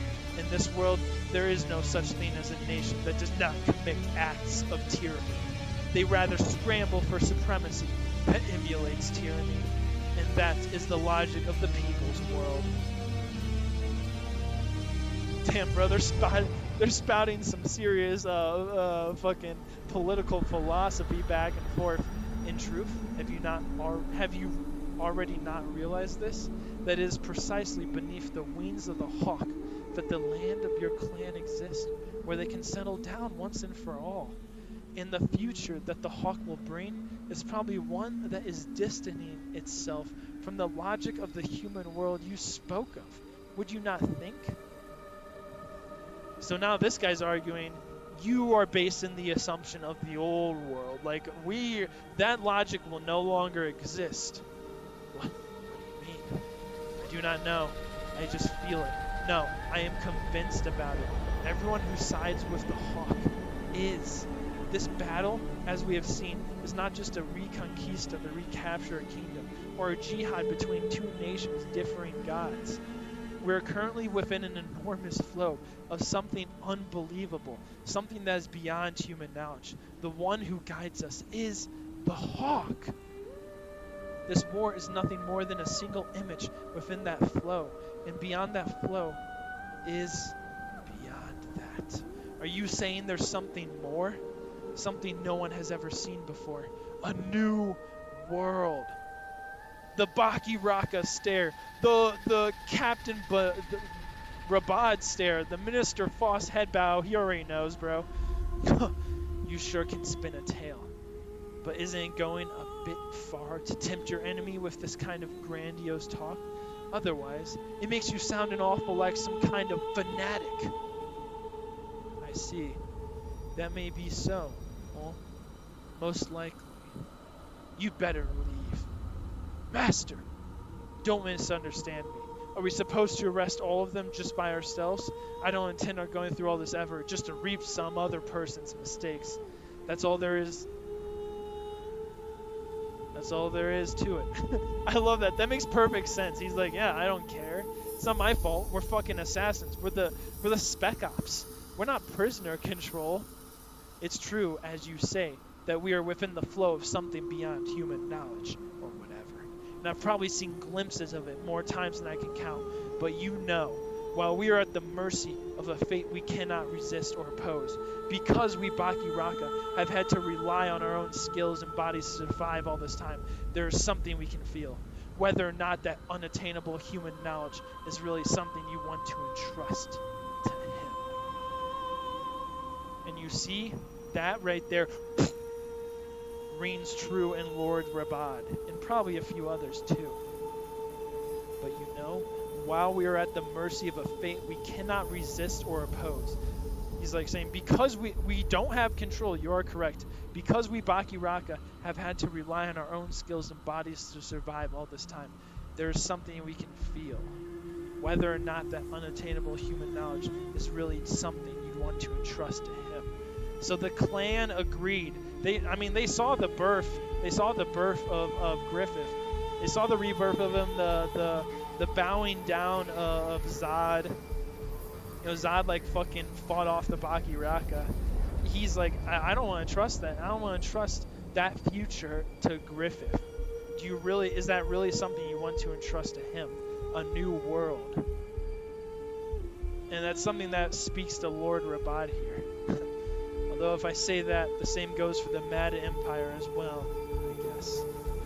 I'll let you see for yourself whether that new world or whatever truly comes or not. And he leaves, letting them escape.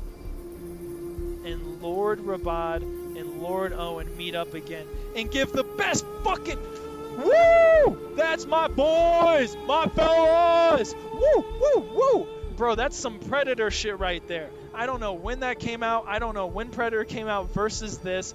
But just so you know, Berserk is originally inspired, of course, by all those in the 80s and the 90s, the big buff guys. And this definitely feels like an ode to all that, man. A moment of just badassery through with two fellas, dude, knocking arms. I don't know if you guys know what I'm talking about, but the Predator scene is fucking hilarious from the first one. Dylan, you son of a bitch. I think it's Dylan. And they...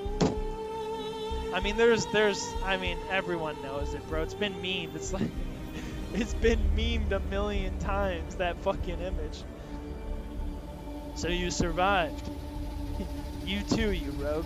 I am glad. We both have plenty of stories to share, but the first thing to do is to report your safe return to the general. What are we on? Chapter 294. They all stare, realizing who's on top of that hill. The general they're talking about, Mr. Foss, is already on the ground, shaking and praying, motherfucking praying to Griffith. Griffith himself has returned to Midland, outside the capital. Alright, this is the last chapter, guys.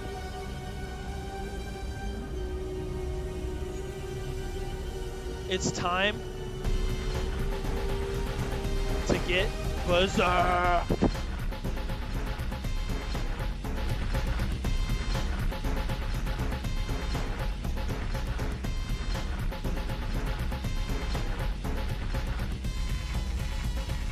Okay, so we have the crows flying all over, you know, leaving the city. There's no corpses left to consume. The city itself is completely dead, not in organic in the entirety of it. And, he's running. Trips. He sees. What was that? What the hells was that? He looks back and he sees through the door a creature staring at him. The Emperor himself.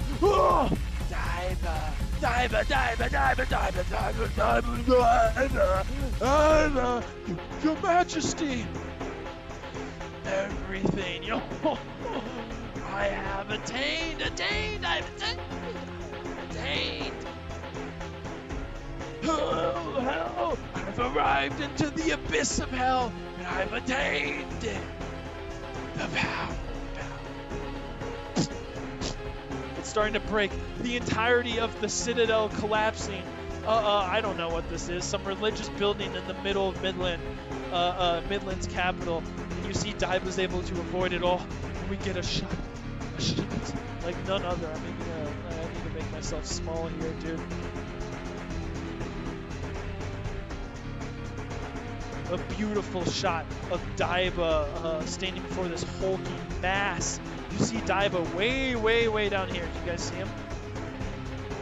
You guys see him? Oh. You guys see him way down here?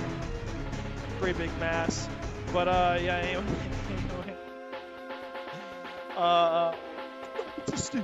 Majesty! Is that you? What a body you have! What a giant...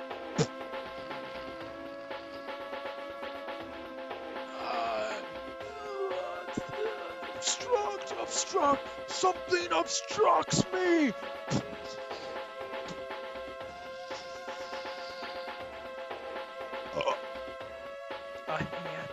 A hand, arm, that's right, arm, yes, no, this is mist, this is no mist, it is a real arm, more arms to beat my enemies, arms to tear them apart, arms to take what I want, arms to grasp it all. More! Just how much evil did you house within your body? No, this means that the Emperor himself is from the demonic realm after all. The Emperor himself is from the demonic realm. Overflowing the demonic realm! Bro's about to bust. What's What's that sound? A tremor within the city? It's coming from the castle. Oh! Earthquakes! Oops! Ah! It's over. Many people are crushed beneath. It's no use. They can't be saved. Now that it's calmed down suddenly, I get this feeling that there's an even bigger one coming. Oh God, what a night. I feel like saying a quick prayer to God. That's odd. Even though the sky has already become that light. Huh? And we get the ultimate stare. The ultimate motherfucking stare, dude. Oh no! No! Opera just crashed again! Bro, what's going on? Why is Opera crashing so much today? That's very unfortunate.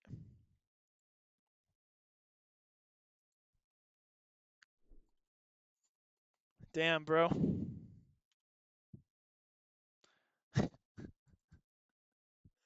Give me 1 second. That's funny.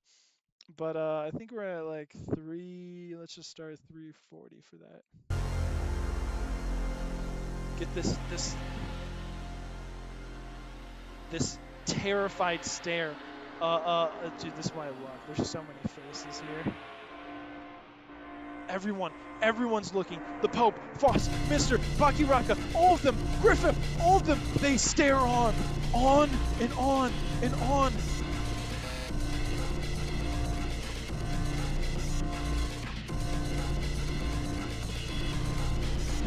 What is that? It is over. The logic of this world is now ended.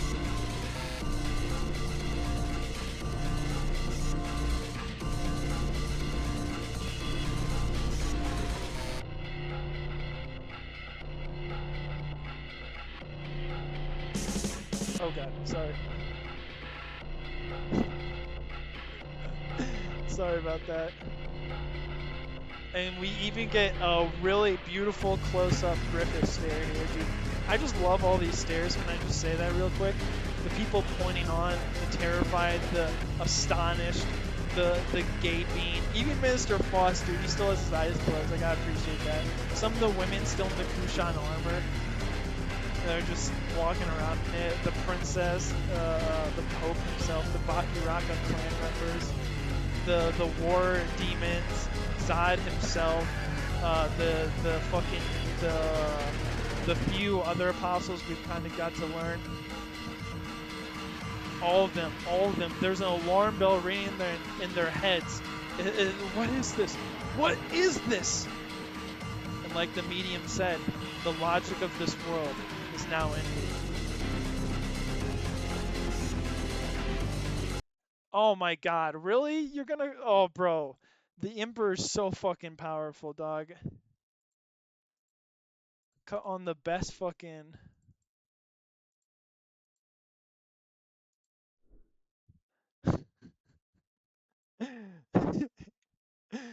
Oh, man. That's great, it starts with an earthquake, birds and snakes, an airplane, and Lenny Bruce is not afraid. Well, boys, I have a hurricane. that's it for today. World serves its own needs, dummy serve your own needs, beat it up and knock speed, front, no strength, the ladder starts to clatter with fear, fight down, high wire and a fire, represented 7 games in a government for hire and a combat site. Left to west and coming in a hurry with the furies breathing down your neck. My team reporters babble Trump, tether crop, look at that, no plane, fine, then, overflow, population common food, but it'll do, save yourself, serve yourself, Come on. world serves its own needs, listen to your heart, You just read for 2 hours now. Yeah, boys, this is it. It's the end of the world as we know it. It's the end of the world as we know it. It's the end of Gotta the turn it up for this world part. as we know it. And I feel fine. There is no fire. 6 o'clock TV hour, don't get caught in foreign tower, slash and burn, return. Oh, you Listen to missed like yourself the... churn. Lock it in, Oh, yeah. burning blood, letting every motive escalate. Oh, well, it's the end of the world, dude. The logic of this world is ending. They're witnessing the Emperor being born. Overflow! overflowing. The demonic realm is overflowing.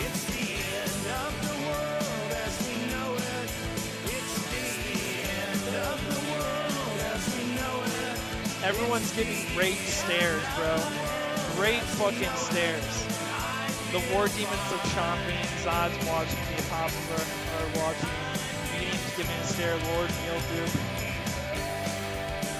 Griffin wanted the Emperor to become this. Well, I guess we'll have to wait and find out in 2 weeks. But yeah, I think Griffin wanted this. That's my suspicion. Or causality. Yeah, next time, dude. Continues May 23rd. Until next time. But yeah, no, I'm gonna be gone next weekend in Utah to run a marathon. Next weekend. So that's next weekend. And the weekend after that, I'll be free. So we'll do it then. Yeah, we're getting close to the end though, dude. But then we're gonna do a remaster because I only have the VODs up to 180, so I'm gonna do a remaster at the beginning. But the plan is once we catch up to Berserk, I'm gonna do the remaster every 2 weeks and start finishing like the ones that we don't have on video from then. And then I'm gonna fucking at the same time every week. The plan is to start up One Punch Man. I want to read One Punch Man next. I've heard a lot of good things about that. But yeah, about the manga for One Punch Man. But yeah, that's pretty much the plan. We'll probably finish this by. We're not gonna finish One Punch Man. I'm not sure. It's like 300 chapters, right?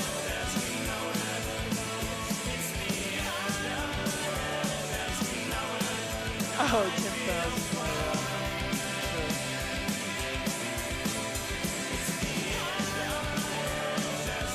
Anyway, that's it for today, fellas. That's it for today. We're gonna call it on this one. It's been a good one. It's yeah, I knew we could have just done the boat battle. Just done a quick like 30-40 minute one. Really dug into the Beast of Darkness. But the Beast of Darkness is so, I mean, there's so much that people like ramble about that shit for an hour straight. So there's better explanations out there, but yeah, I don't really think I'm the best with something like that because it can be so fucking insane. I know One Punch Man's still going. I mean, Berserk is still going. Allegedly. Anyway, I'm gonna head out, guys. It's been fun. It's been good. 2-hour one. That's pretty decent. That's pretty tight. I'll upload this probably tonight. Yeah. Probably get it up for Sunday night. I want to do a stream later today, but I need to cook up a big mac and cheese meal. And because my car is gone, my roommate's still home. I don't have access to the grocery store, so I'll have to. It's not like a far walk, it's about a mile, but I'll have to go down to the grocery store, and it's just gonna take time to walk there and walk back. So anyway, I gotta fucking take a few errands, walk the dog too, get Smalls on a walk, and then yeah, just clean up the house a little bit as well. So I'll probably be on late, probably like 6 to 10 today. But yeah, or 6 my time. I'll try and get on earlier if I can. But yeah, anyway, guys, enjoy your day. Enjoy whatever time you got out there. Well, oh my God, it really fucking went back that time. Enjoy, yeah, all the time you got out there while you got it. And I'll see you guys on the next stream. Peace out. Bye bye.